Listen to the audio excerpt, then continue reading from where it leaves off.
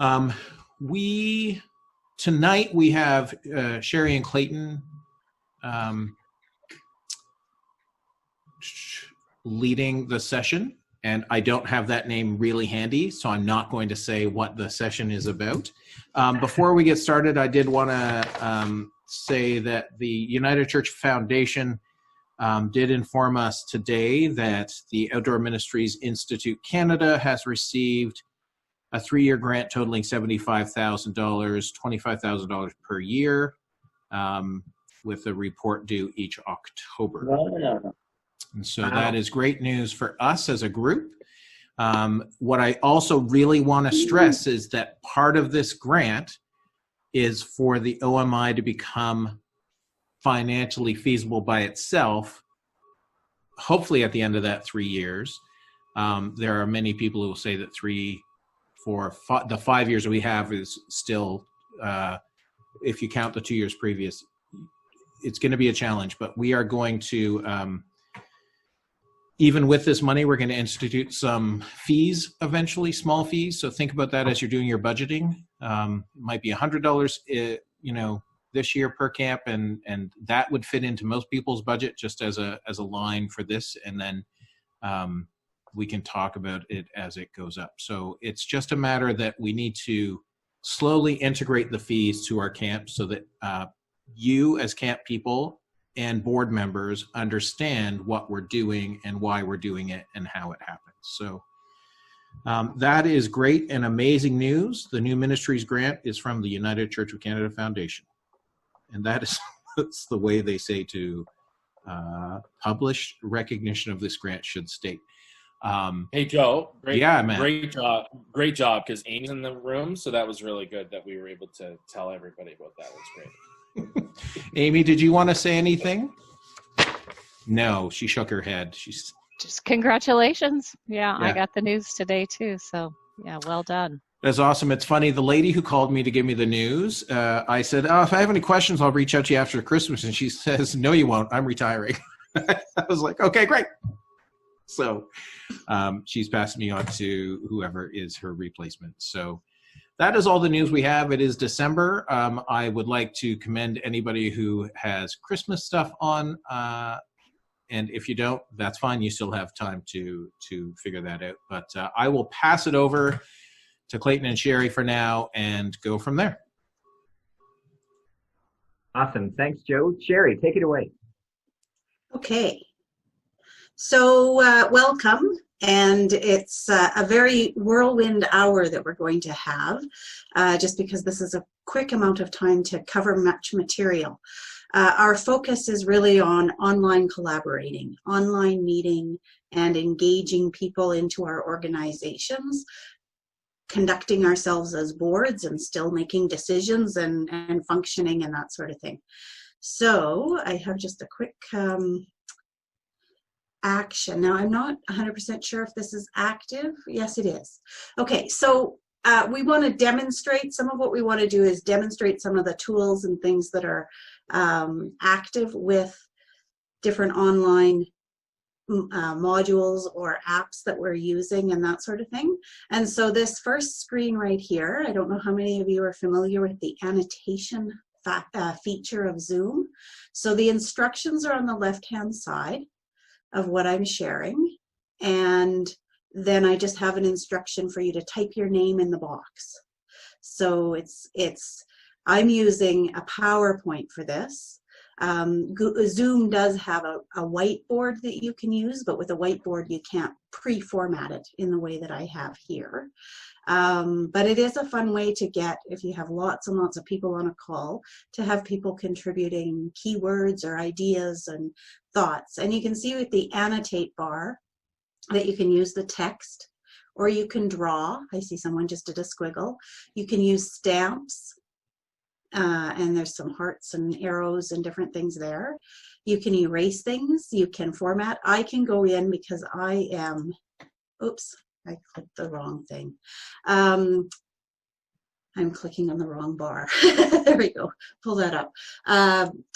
People will type over top of each other, and so I can go in and move things around and help organize the board as it's created. So play around with that for a minute. There is a way that, so on the bar, you can see that there's a save item, and that is how you save whatever content is generated. Once I delete and clear the annotations, they're gone forever. So if you're wanting a record of what people put, that's an important thing, is to save it, and then you can clear it. So that's a quick introduction to annotating on Zoom and a way for us to kind of see who's on the call. I'm just going to clear that. Oops, I have to click the right one. Okay, clear drawings. Okay, and I'm going to go to the next slide. Maybe, oh, I have to click there. Oh, it's like a new instrument. Muscle memory is important for conducting. So this is an example of how you might want to use this kind of a thing. A team check-in. How are we all feeling? So this is asking you to use the stamp feature and put a stamp next to where you are.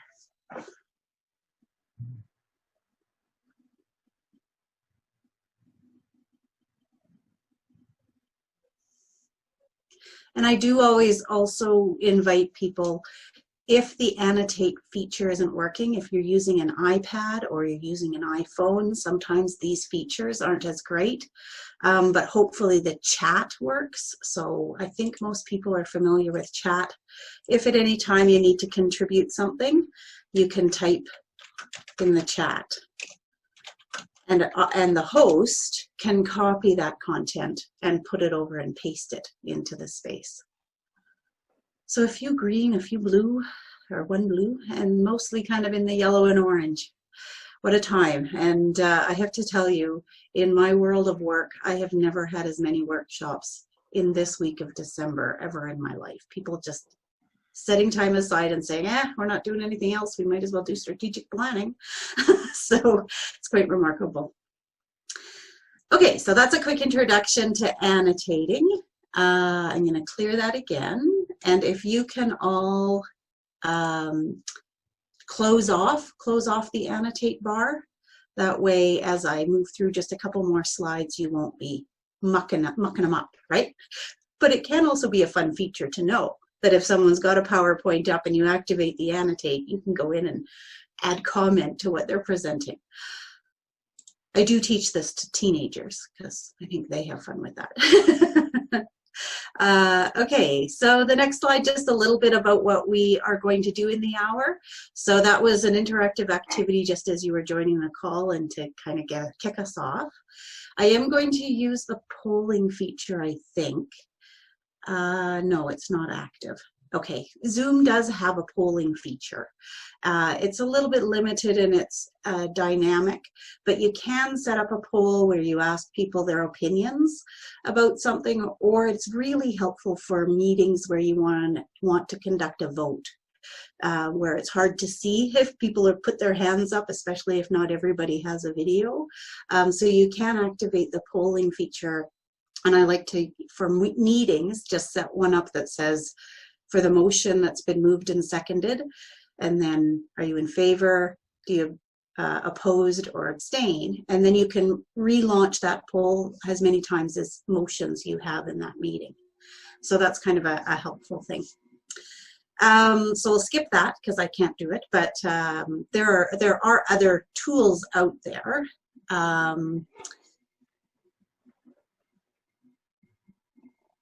Are these features available if you have someone on the phone? No, so that's why you might need to have some people vocalize their vote. It just depends, especially if they're on a landline. You can actually call into Zoom calls with a landline, not requiring a cell phone, and then they're really, all they are is audio, right? They're just hearing and being heard. So yeah, lots of ways to have to try to fit everybody in depending on how they're joining. Okay. So from here, we're going to spend some time. Clayton and I have broken out a few of our favorites. We're just going to highlight some of the favorite online tools that we use. We're going to talk a little bit about some tips. You're going to break into small groups and further build on the wisdom and that sort of thing. And then we have just a quick closing activity to share your key learnings and some additional resources. So my polling question was going to be, what are the tools you're using? And click all that apply, and we would have seen a bit of a sense of how many people are using what tools. Clayton and I met and just talked about some of the ones we're using in our worlds in relation to camp and other spaces. So Clayton, I'm going to pass it over to you if you would like to go first. Great. Thank you so much, Shari. And yes, I'd encourage people to leave questions in the chat as we go through. Happy to address those. This is your time. The tools that I'm going to touch on today, I'm going to talk about Slack and then Band, and then maybe a little bit about how I've seen those applied in camp settings, and also a little bit about how Google Drive, and I know Shari's going to talk a little bit more about some of those kind of tools and how they can be incorporated. All right, so we're going to start off with Slack. And could I just get a brief show of hands, who here is familiar with Slack before? All right, could you put up your hand like that just to get a general sense? All right, so that's about 3/4 of us. So of course, there are tutorials on what these various platforms do. This is just going to be my camp-based take. I'm going to share my screen to show you how we at Camp Minnesota use these programs. So here we go, sharing my screen.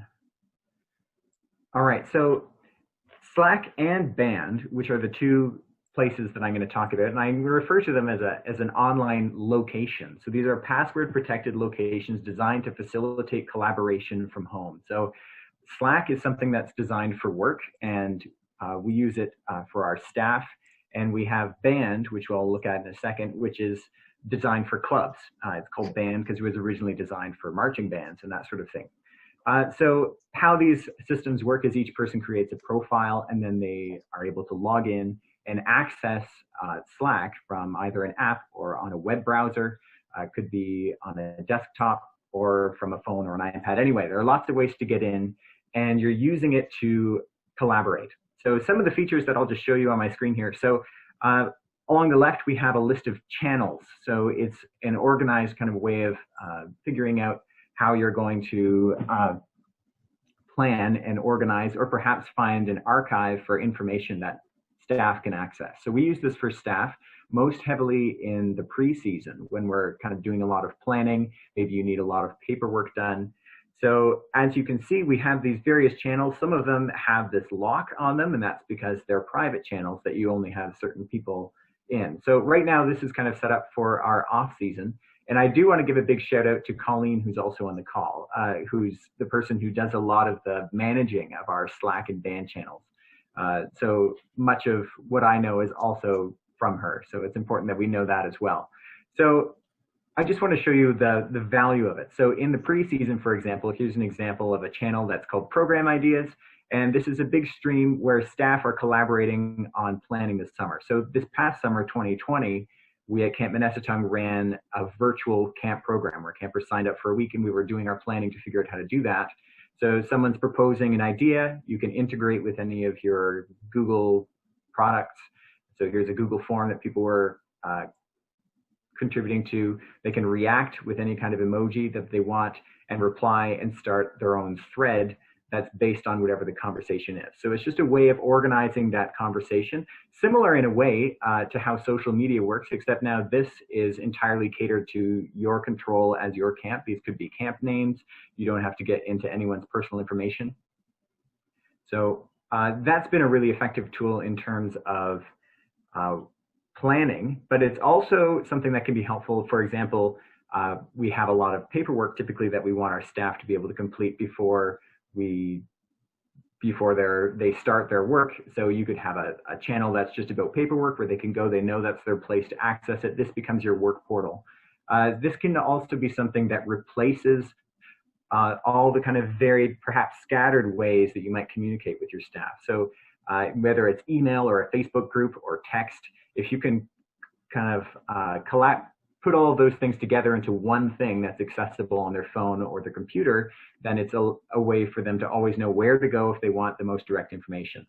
In addition to the channels, I'll just point out this is also a fully kind of customizable chat platform where you can chat individually, or you can have small group chats about various things, just as you might with something like Facebook, except now you can really integrate documents and forms and Excel sheets very easily into that. So it makes working quite engaging. Other things to know about Slack. So in terms of how we use it here at camp, so this is, like I said, focused communication in one place, pre-camp staff information databases, so channels like paperwork, resources. Maybe you have a songs and skits channel that just has recordings of various staff recording the camp songs so everyone can learn it. It's all in one place. It's also the place where you facilitate coordinated planning. So maybe you have a private Slack channel that's just your integration staff, and they're talking through how they're going to manage the different camper profiles. Maybe you have a channel that's your leadership team, and they're planning staff training together. So it's just that online location where you can get your pre-camp planning done. Any questions about Slack before I move on? Yeah, Slack, does everybody have to purchase it, or can you do like a camp purchase? No, it's just a free platform. So there are plans that you can buy which allow you to store additional data on the platform, but Slack is a free platform that you can access. We haven't paid for ours at all, and I've used it for at least 3 years. Even the same Slack, and you can have multiple Slack channels. So for example, one that's been quite popular in the camp world lately has been the COVID-19 camp Slack, where you can go into it, look for any channel that's about a specific topic related to COVID-19 and how it impacts your camp. So I recommend that. You can definitely find the COVID-19 Slack out there too, and it's still putting out good information. Good question. Clayton, I have a question. Have you gotten to, some people I've talked to have said, like, it's really hard to kind of switch your staff. Do you just tell your staff this is how we're communicating? Or are you? Yeah, we did. We did. And it was partially because we had been using like a Facebook group / email before, and we'd have a lot of trouble reaching people who weren't on email. And we'd also have people who weren't on Facebook at all. So this was the kind of, everyone is starting with their own profile on Slack. This is right in your staff application, or right when you get your hiring letter, or when you've accepted your integration package. Here it is. We're all on Slack. That's how we did it, and it's been fairly well received. Like, you can put fun channels on here too, and your staff can get to know each other. Like, you can have an introduce yourself channel. Everyone kind of puts out information about themselves, and all of a sudden we're meeting in a camp space. And just to talk a bit, Clayton, so when Rick asked, you're only getting the last 10,000 messages when you're free, just so you know. And so when you're looking at Clayton's screen here and you see Fox has 1, 2, 3, there's 4 things, those count as 4 of 10,000. Yeah. Right? And 10,000 sounds like a lot, but when 2 people are chatting and somebody says, okay, that's 1 of 10,000. Yeah. Which doesn't sound like a problem, but we at Pierce Williams have been using it for numerous years, and we create a new Slack each year. Yeah. So I have them listed, and I go forward to 2023 at this point, just so nobody takes my Slack team name. So, and yes, Matt, we just tell our staff, this is the way. We tell our staff, this is what we're doing, because you don't communicate with us over text message, don't communicate with us over Facebook message, the only things we're going to do is email you your contract and your instructions for Slack. And we have had a couple of staff who don't have internet access, if you can believe it, or their foster parents don't give them internet access. Anyway, we've dealt with that very specifically with that one family that did that. But yeah. Awesome. Thanks, Joe. All right. Well, if there are more questions, please leave them in the chat. I'm going to go over to another platform that some camps do use Band for their staff as well. This app, like I said, was designed for clubs and is similar in the sense that it's an app. It's also, I'm using it on a web browser right now. It's a free program. This is something that we used this past summer for our campers. So we ran an online club, but we also ran our online camp programs. And again, this was our location. This was the place online where the campers created profiles, and they had the central place where all of their information came through. So just to show you an example, so we'll go to Pinecrest Deep Sea. It's one of the weeks that we ran last summer. So it's similar to Slack, except that it is now based on one feed instead of many, many channels. So here you have one feed, and we would have campers post pictures, and again, you can react and comment on them in a way that's not infringing on their social media kind of private life, because we did try the whole Facebook group thing with campers, and that gets really complicated, and perhaps there are safety concerns actually to think about when you're going into their social media profiles, where here everything is just only what you allow, so you have a lot of customizable ability. So the platform is helpful in the sense that it's a feed of information where you can include links to videos or documents and that sort of thing, and comment on them, but it's also a chat, which is helpful for your campers, and you can control who's in that chat. You can control whether the chat's turned on or off. But what I love about this platform is you can also get a little notification of exactly who has read your message or has not seen it, which is quite helpful if you're into tracking how many people have actually seen what you put out there. And then you can actually click on it, and I don't think it'll show the pop-up when I'm sharing my screen, but you can click on it and see the people who have not read it and send them personal messages, right? Just so that you can have that extra kind of reach in there. Maybe they didn't see something that they needed to know. This platform also, it uses photo albums, so you can look back you can create albums, or it just saves all your pictures. You can look back at your different things. So here's joke of the day, and we had a whole bunch of jokes, so they were sorted like that. Your group photos, etc. Events, so we use this, so this can be used in person or not in person, where you would have an event coming up, and it would just send their phone like a notification right on the home screen about the event that's coming up. Here are the details. We used it for, here's the event, here's the Zoom link for it. It's just going to pop up right on your phone home screen. You just touch your phone and you're into the Zoom. So that was quite helpful. And it's also something that we've been able to, you can see, you can manage your members. You can have people who are your admins and people who are, you can also have parents tag along, where they're able to not necessarily sign up, but they can see what their camper has been up to if they're on that platform. So applying this to a virtual camp, I think, was a huge success. And we would consider using it for some kind of connection with campers in the off season. It could be an interesting option, or just for staff. It could be effective for staff, though I do see the appeal of using Slack because of the specified channels. It's just a more organized approach, in my opinion. Here, I'm just going to take a look at my notes. Yeah. Any questions about Band at all? It's, again, a free program that you can find, band.us, and there are cool videos demonstrating what the features are. And like I said, it's been used a fair bit for clubs. All right, I see a few questions here in the chat. So Harry asked, do you have the board sign off on Slack, etc.? So I guess it depends on how your board wants to manage your operations of your camp. Here at Minnesota, we don't. So the board trusts that we as the camp leadership are going to figure out a good way of organizing our communications with our staff, and we do that thing. So we've chosen to use Slack. Another question that I can see here.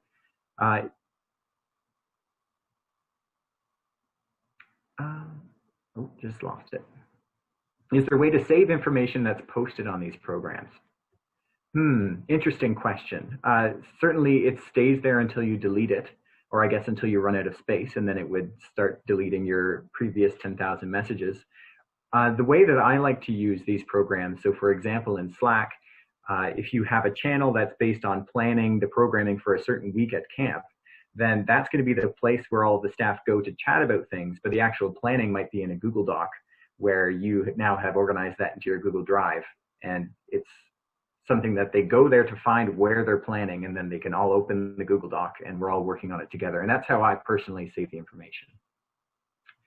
Something that I did want to mention, So is about how to integrate these kind of electronic tools into what could be an in-person camp to allow debriefing to become a really important part of camp. So I'm coming from the perspective of how can you run a camp with a commitment to continually improve, continually rethink. Asking questions like, what if you could build a system into your camp culture that empowered your staff to routinely reflect on most of what happens at camp and actively consider that feedback while planning future programs or events. So once you've taught your staff how to effectively do a debrief, how to actually critically think about what they've done or what has happened, the challenge that I've found is time. So the more convenient giving, recording, and accessing the feedback becomes, the more likely it is to happen. So I'm just going to give you 3 examples of how I found online tools can help make that feedback debrief process a little bit more convenient. So one example would be programming at camp. And perhaps I'll stop sharing my screen for a second so that we can see each other. So programming at camp. So imagine that you're leading, maybe you're a programmer who's leading a sports and games session. While planning for that session, your sports and games programmer can go to the Slack channel that has the scanned program sheets and feedback notes on it from past several years. Maybe they could reuse one of those sessions. So they're planning with that prior information there. They know where to get it. After leading the session, during a prep time of the day, you complete your 3 debrief questions, or how you like to debrief your session, either on paper, give it to the program director, or you could even have a device with a Google form on it set up in the program office. The program director or the admin assistant keeps everything organized in your Google Drive. Now you can provide that programmer with the feedback that they jotted down in that moment when they go to lead that session again. So that was just one little tool that I like to use, where if you have the Google Drive and your Google Docs and forms all set up on Slack, then you can just go to that really efficiently if you have the time to do it. Second example that I might just throw out there is how to integrate team voice into debriefing aspects of camp. So 2 strategies. One that I used and really liked this past summer was what I called the future of camp sessions. So once a week, I scheduled a 1-hour block of time that was going to be the future of camp, and we're discussing a big topic at camp. So whether it's camp's environmental impact or our staff retention, and I made that a hybrid meeting. So camp on site could attend, but it was also a Zoom. So I'd have a dozen camp interested people on Zoom, plus the staff who wanted to in the room, and we would spend an hour just talking about it. So it was a way of gathering a broader community to grow investment in what we're talking about in the camp, and had really great feedback on the fact that people who were in their other life as whatever they are as alumni, who were able to still talk about camp in a really intentional way and focused in an hour that was hybrid, Zoom and in person. So that was an example of using Zoom that way. And of course, I mean, there's the very in-person option where you have a staff meeting that has a focus, where, okay, today at the staff meeting, we're going to spend our first 10 minutes just debriefing what happens at rest hour at our camp. And then if you have someone who's taking notes and they can scan that right into your Google Drive or put it on your Slack debrief channel, then you can go look at that when you're planning for the next summer or the next week. And the final thing that I'll just mention, that's just a little tool, and Shari might talk a bit about these kinds of things as well. So sorry, Shari, if this is something you're going to mention, but I thought just one little trick that I've used in the past is when debriefing with campers, going around gathering camper feedback. So we have a tradition at Camp Menneson called Director's Corner, where on Thursday and Friday, the last days of our week, the summer director and myself and our leadership team will typically go around the camp, and the leadership team will do staff evals with the counselors. Meanwhile, I would interview the cabin and talk to them about how their week went. But also, that's a great time to collect a little bit of promotional material. And just so you know, in case you didn't know this, but if you have a device that has Google Drive on it, whether it's a phone or an iPad, if you go into a folder and you title that folder, I don't know, where it's like week 2 feedback, you can press the plus icon and say record a video, even if you're offline. And then once you've recorded whatever it is, it will automatically upload into that folder. So it's just a neat little time-saving thing. I'm all about trying to use your technology to save you a little bit of time. But I found that to be just a little trick that you can do offline, and then it will upload once you're online, if you want to record with a phone. But of course, some of us like cameras better, so that's up to you. I think that's all for what I'd like to share about Slack, Band, and a little bit about how you incorporate electronic devices to make your debriefing a little bit more efficient. Any questions for me about those things? All right, I'm passing it back to Shari. Okay, and what I'm going to do, go back to gallery view. So just a couple of other things about Zoom. Up in the top right-hand corner, if you're on a computer, you can toggle between speaker view and gallery view and have a chance to see everyone. Or I just spotlighted his video when he was, or his image when he was speaking, Clayton, and that just is another thing a host can do to help make sure that you're seeing who's talking. So I could do the same right now, I think, with mine. Spotlight myself, right? So it brings me up a little more, which is nice if you're doing something and wanting to make sure people find who's talking to them. So I'm going to remove that. What I'd like to do is I want to introduce 3 things, and mine are a little less about managing communications with the staff team and more about, because I come from a board perspective, I'm on the board of the camp, how do we meet well and how do we collaborate our discussions and our time efficiently. And so Clayton did mention Google Docs and Google Forms, that sort of thing. So what I'd like to do is I'm going to break you out into small groups. How many of you have done small group breakouts in Zoom? Most of you. Okay, so that's becoming pretty common. I'm going to put you so that you're 2 to 3 people per room. How many groups is that? That's, oh, nope, that's too many. Remember what I'm doing. I have 4, so 4 breakout rooms. So you're going to be 4 or 5 people in each one. What I'd like you to do is pay attention to what room number you go into. And then I'm going to be sharing with you a Google form where I want you as a small group to have a conversation. Find the slide that correlates with your group number and have the conversation and record in the Google form or the Google slides that I've created. So the topic is, if we as United Church Camps wanted to send out some key messages to our congregations or our campers or our communities as year-end messages. And so the first group is going to be looking at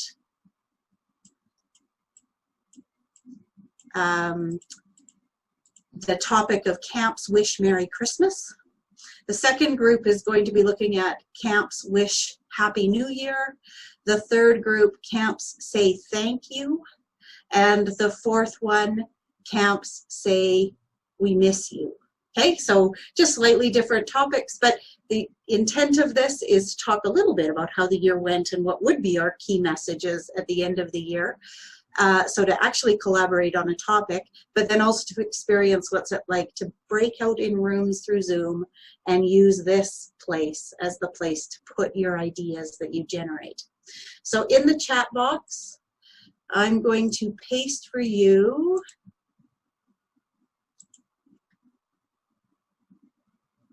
when I find the chat, there we are, a link, and just invite you to go there. And then I'm going to break you into your rooms. Just pay attention to what room you get broken into and what the number is, and find the slide that correlates with your group number. And so I'm going to create those groups, and then I'm going to send you there for just 3 minutes. Maybe I'll put 4 minutes, and just see how this works. Okay?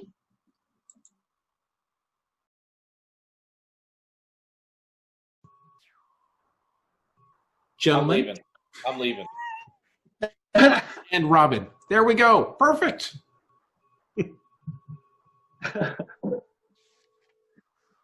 I'm sorry if there's a background hum. I couldn't fix the fan on my computer. Even after banging it? Yeah, I have it nicely situated, so I can't bang too hard, or else things go. Yeah. So we're talking about slide number 1, correct? Okay. Correct. To the chat.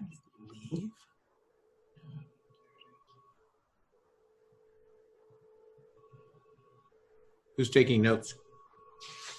Oh, Harry, you're up. What do you do to wish your campers a Merry Christmas? I know that what they're doing is sending it to CampBrain, an email through CampBrain to each one of the parents and kids. We sent out a Christmas card. Normally for our campers, it would be their cabin photo. But since there was no camp, we sent staff photos out of just us on a postcard this year. So, yeah, we're the same, and we do lots of social media around it as well.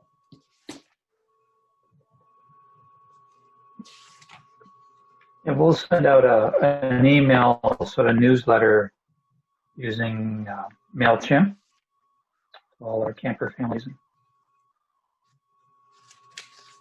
yeah, I'm always, this time of year, if you have a year-end campaign going, the wishing Merry Christmas is hard because you don't want to confuse it with raising money as well. So, Robin, what do you guys do? Or what have you done? We have no year-round staff. We do nothing. You do nothing? Nothing. Yeah, we don't have anybody compiling the email addresses. We don't have a system. We don't use CampBrain. We don't have any of that. So we were the same way, Robin, about 4 years ago, and it was like, and then probably 2 years prior to that. So, 6 years ago, we were like, oh, if only we could send out a Christmas card. Yeah. But then we had to spend the whatever, 75 cents it was to send this thing out. It didn't, too much money. We can't spend it. And then we spend, 37 minutes discussing the cost of a stamp at a board meeting. Yeah, I think that's probably, we operate off of $45,000 a year. Like that's our whole annual budget. I'm a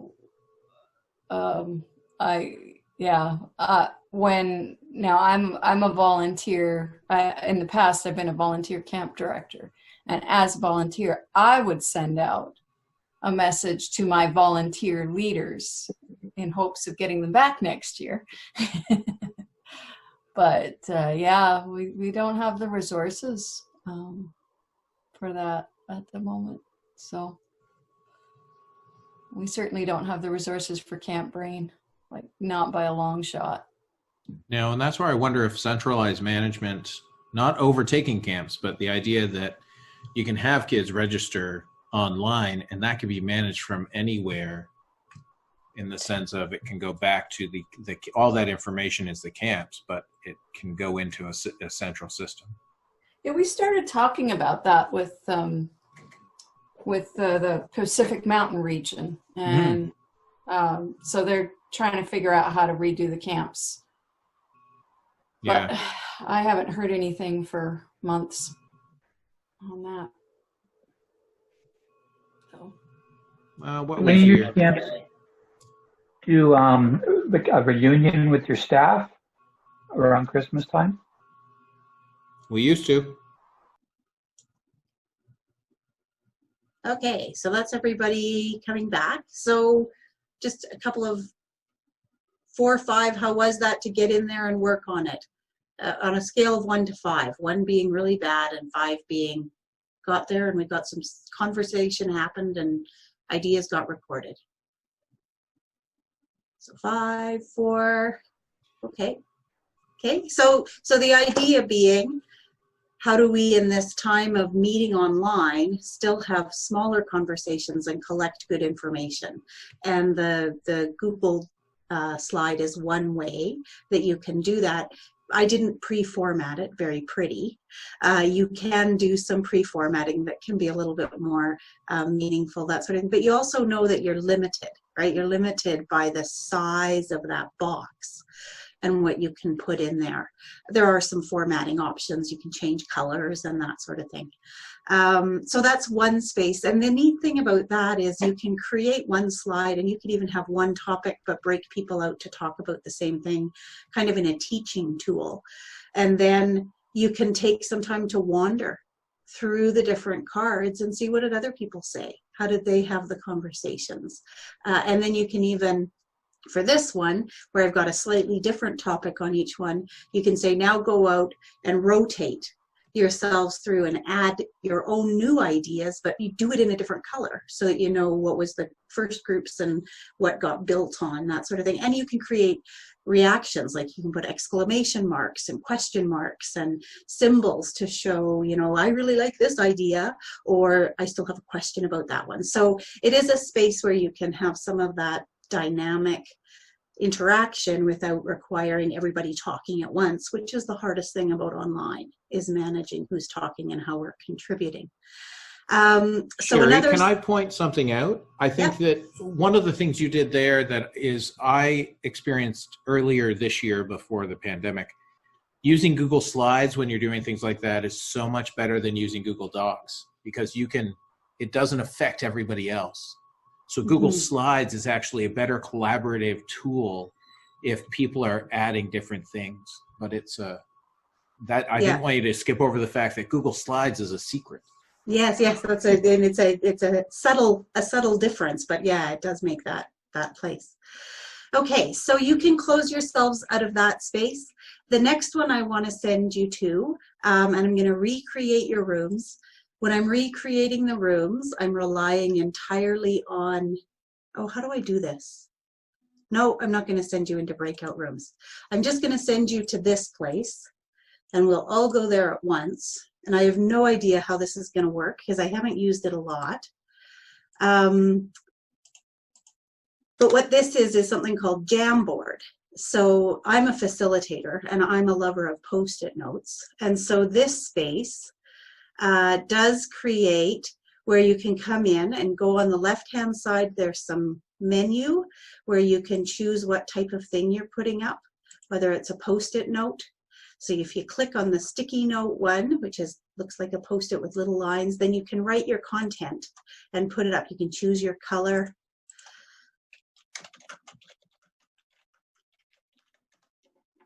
And then when you save it, it'll click up onto the screen. So if you go to that link that I just pasted in the, and just see the topic I've put up is camp in winter, and what are the thoughts that come up.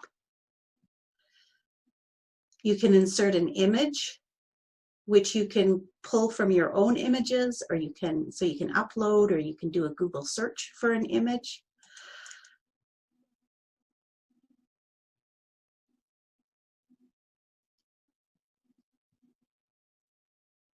Thank you to whoever is moving ideas around and helping organize it. The polar bear swim, campfires in the winter.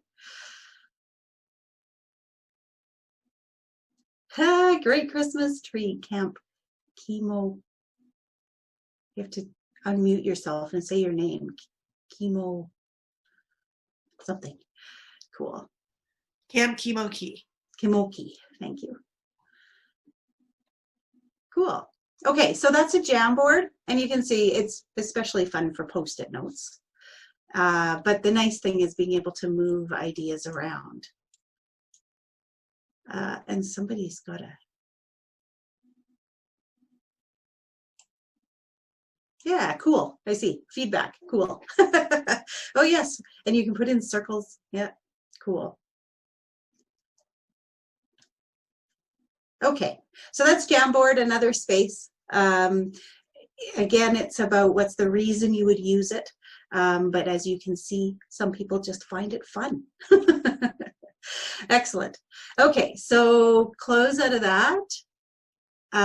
My final one that I want to share, I'm actually just going to share my screen and give a little bit of a demonstration of it.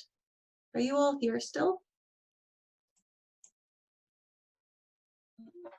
Your screen's frozen, but we can hear you. Okay, so I'm just going to stop my video. Oh my goodness, look at me.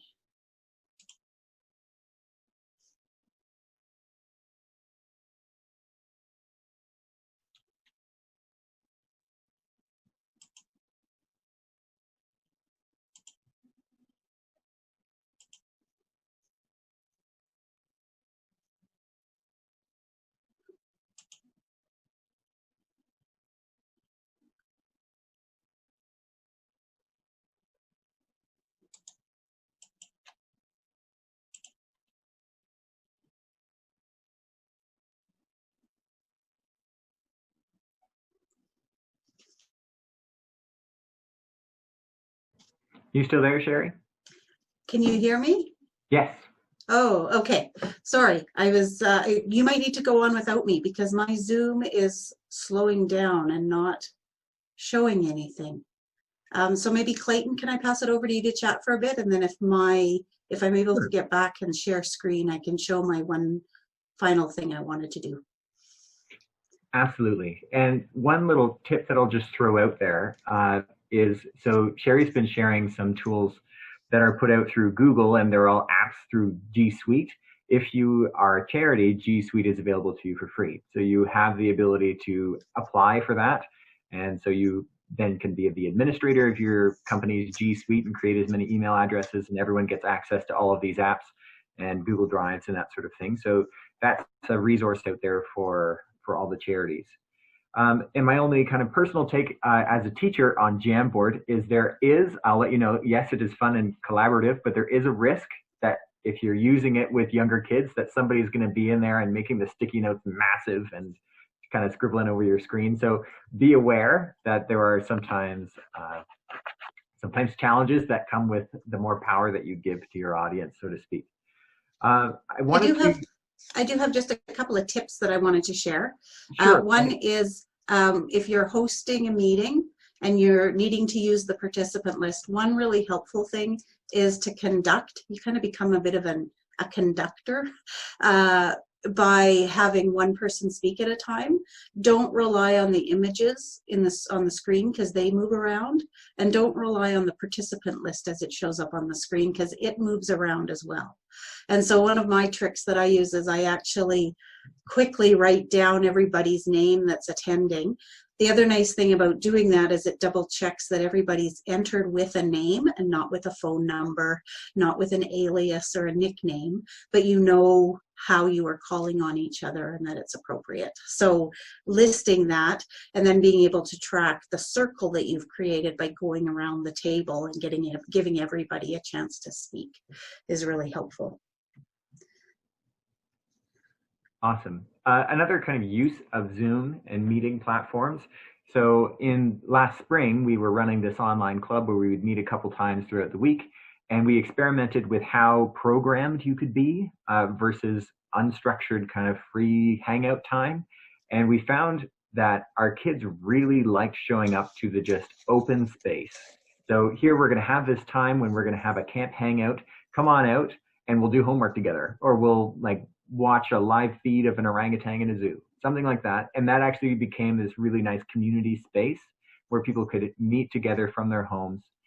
So it was a nice ability to do that. But on the other hand, we ran this EP that was called Haunted Hollywood that our program director put together, where we had different breakout rooms where you had different groups of campers, and then a different staff person in costume would come in and you could play it like Clue. And there are different ways of using these programs that can recreate some of the perhaps camp classics in a different online format, but there are ways to be more structured versus free play, and there are advantages to both. Certainly not the same as in person, but there is a way of hanging out that some kids have really connected with.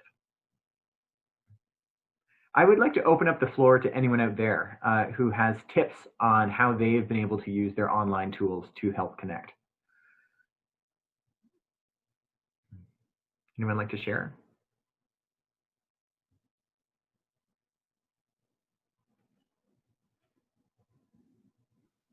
One of the things that I've been starting to do with parents and that is using MailChimp. I just find that I can track whether parents have seen an email that I sent out or not. And sometimes with staff, because they say staff are horrible for following up on email, I can see who's opened up their email or clicked on whatever links, and then if I need to, I can go individually and track people down. Make sure I keep everybody included. Awesome. Yeah, the mailing list can be a really helpful tool, especially if you can track it. Mm-hmm. Any other programs that folks use that we didn't talk about? Vicki, was that you? I don't have a program. I was just going to say this is all very new to me, most of it anyways, but we actually like call people on the phone, which has been great. So I know it's weird, but a few years ago we started calling all new first-time parents or any parents that had like an allergy or like any sort of interesting medical thing on their forms, and had like a one-on-one conversation with them. And it takes like a day, you know, per camp, per session, but it's been the like best received technological decision we've ever made. So anyways, sometimes just calling people's nice too. To add on to that, there's this really great program out there called Call Hub, and Call Hub is a really great way to use. It is actually a political tool. However, because I have a political background, Call Hub is a really great way to phone through 600 people in a day, because it allows you. It's actually like a predictive dialer, so you only actually get through to the people who answer. So instead of going like 902-483 every time and then wait for the ring and then nobody answers and you hang up and you do it again, it actually you only hear the people that actually are going to pick up the phone. Those who don't pick up the phone, you can actually leave a message, a pre-recorded message, and it's like, hey, Merry Christmas, it's Camp calling, just wanted to let you know, blah blah blah. And it's a really great tool. The second thing I would say is also Text Magic. I use it in the summer, where our Text Magic is a really great texting tool that is kind of like a mail merge system that you would use if you're doing any sort of fundraising letter. So what we do is we say, hey, first name, comma, and then our staff and on a Google Sheets or whatever, inserts a personalized message, and you just hit send, and 65 parents get a text from their kids' counselor, and it's like amazing because those parents who send it actually avoids the calls that you get where it's like, hey, how's Johnny doing? It's a call that just happens, or it's a text that happens, and we don't get calls anymore. That's cool.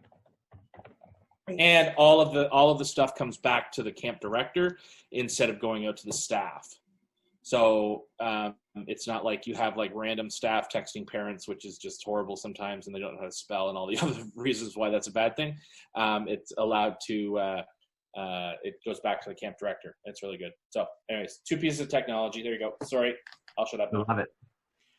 I can add on to Vicky's that first time call, that's a donation trick as well. We use a donor software, and it actually highlights any first time donors. And and research has proven that if you call them within 48 hours of their first time donation, they're more likely to give a second donation in the future. And the same with camp parents. If we could somehow figure out how to not wait until close to camp, but literally when a new camp parent signs up, call them within a few days just to say, hey, just touching base, because you start to form that relationship early on. And the phone is an amazing tool that a lot of young staff just simply don't know how to use per se. And by young staff, I mean people, 20 and under at this moment in time. So that's awesome. Certainly, I've seen a huge benefit of connecting with the first-time campers. We've been doing, take lots of pictures throughout the week, and then within the first couple days of camp, you send an email to all the first-time campers with a picture of their camper at camp and a little message from their counselor, and that's been hugely well received. Takes a bit of time to get it. You got to really, really organized on how you store your pictures, but.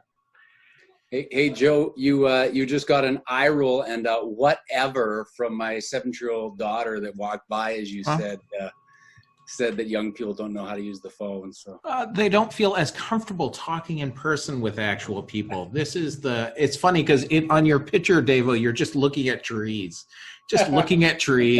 There's no, you're like glancing off into the future. Yeah. Hey, can we get a big round of applause for Shari and Clayton, please? That was awesome. You can unmute for your applause, or you can keep it muted. That is great. Just one, I only really have 2 things to close out this. I didn't want to skip over Kathy's question about concerns with platforms. I think there can always be concerns with platforms, and I think that it's really up to you to, to use them as you see fit. You can't be afraid of anything, and you can't be afraid of everything. You can, but that's just not good for your anxiety levels. So you shouldn't be afraid of everything. The two things I wanted to go over are the OMC survey, the Outdoor Ministries Connection Council survey. If the 3 people who said that they filled it out in the chat actually did, then we're up to 20 camps so far. And so I see Sharon is on the call. Who else did I call out there? So Sharon and Brandon would need to fill it out. You guys are on the call. I can see you. That would be awesome if you could fill it out. Yeah, Sparrow Lake. I see you there. I don't have Sparrow Lake. I did it. Recently? Lies. I did this like a week ago. Great. No. As of last Thursday, when I talked to the researcher. Yeah, I got your back, Brendan. Don't worry, buddy. As of last Thursday, it was not filled out. All I'm doing is tracking, because here's our goal. Our goal is 35 camps. In 2018, we had 24 camps fill it out. So we're already at 21 if we include Sparrow Lake, which I will. I'll include Sparrow Lake right now. That is awesome that we have 21. But what I would like you to do is think about a camp close to you. So when you get those, you'll see another email this Thursday that will have more of the camps who filled it out. If you notice a camp that hasn't filled it out and you can make a personal connection with them, we really want to get to 35 of our 55 camps filling it out. So reach out to people. I'm really happy that almost every province at this moment in time, except for Manitoba maybe, has filled one out, nor the Yukon. The Yukon hasn't filled it out yet, so we'll go from there. But that is important that we want to get that done by the end of the year. And then really it's just a Merry Christmas and a Happy New Year. That was the second thing. So yeah. Did anybody else have anything they want to add? I'll just share that the other tool I wanted to show is one called Mural, M-U-R-A-L. They do have the option of a free account for nonprofits. And when I talked about in the Google Slides, a limitation of the space to collaborate and that sort of thing, what Mural is like this giant online workspace where you can put post-it notes, you can put pictures, you can attach files, but you can move all of the ideas around and have really hard conversations that really result in everybody contributing. The other really neat thing about it, similar to Google Docs and that sort of thing in the Slack, is that you can be working on things together at the same time, like you were when I did breakout rooms and that sort of thing. So there can be live conversation, but you can also do that work asynchronously. When you wake up at 3 in the morning and you think, oh, I've got an idea, you can go and you can throw it in. So when you are available, you can add your thinking, see what other people have put, and build the thinking together. So that was the other one I wanted to show, but that one really was my 4-H project in March. And the only way to learn it is by doing and watching the videos. They've got lots of instructional videos that really help too. If anybody's interested in some time further learning that kind of a tool, don't hesitate to contact me. That is awesome. Anybody else want to add anything? We are 1 minute over. We respect your time.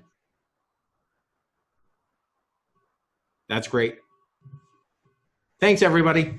Have a good night, and we will see you again in January. If you would be interested in hosting, feel free to reach out to myself or Matt or Vicky as the coordinators for the new ministry grant from the United Church of Canada Foundation, and we will get you on hosting duties. And we don't have a topic for January, but yeah.